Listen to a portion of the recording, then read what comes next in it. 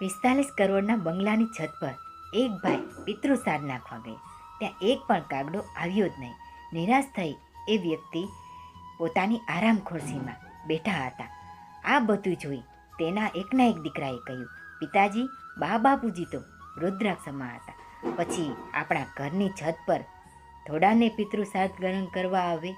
આ સમજો, સમજાય તેને વંદન. માટીથી જન્મો, માટી પર જીવન અને ફરીથી માટી બની જશું. જ્યારે આ હકીકત છે તો અભિમાન શેનું મિત્રો? આ સમજો. દીકરીએ કેટલું સુંદર લખ્યું છે કે બોલવાથી તો આખી દુનિયા સમજી જાય, પણ મારા ચૂપ રહેવાથી જે મને સમજે છે ને એ મારા પપ્પા છે. સમજો. મહેનત કરતા રહો, લક્ષ્ય જરૂર મળશે. મહેણા ટોણા તો ભગવાનને પણ સાંભળવા પડ્યા હતા. આપણે તો માણસ છીએ. સમજાય તેને વંદન. સમાજ શું કહે છે, દુનિયા શું કહે છે, લોકો શું કહે છે, એ બધાને એક બાજુ કરી દો મિત્રો. તમે તમારા પરિસ્થિતિ પ્રમાણે જીવન જીવતા શીખો. સંજોગો આપોઆપ બદલાઈ જશે. ઊંઘ બહુ ગજબ વસ્તુ છે. આવે ને તો બધું ભૂલી જાય, અને જો ન આવે ને તો બધું ભૂલેલું યાદ કરાવી દે.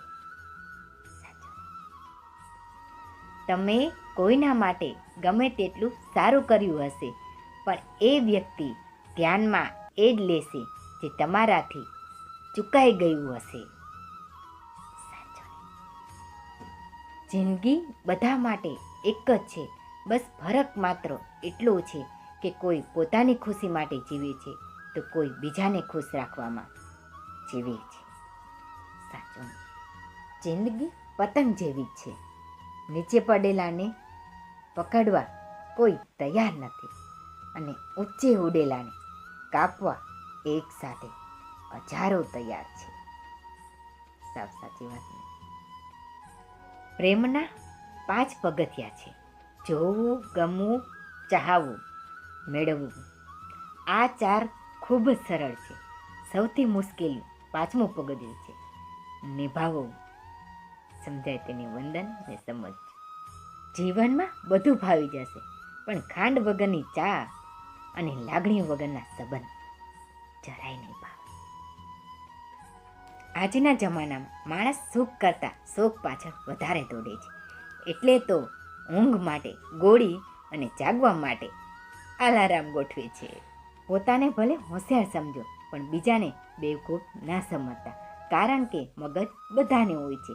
કોઈ ચાલાકી બતાવે તો કોઈ ઈમાનદારી બતાવે છે. સાચી વાત છે ને?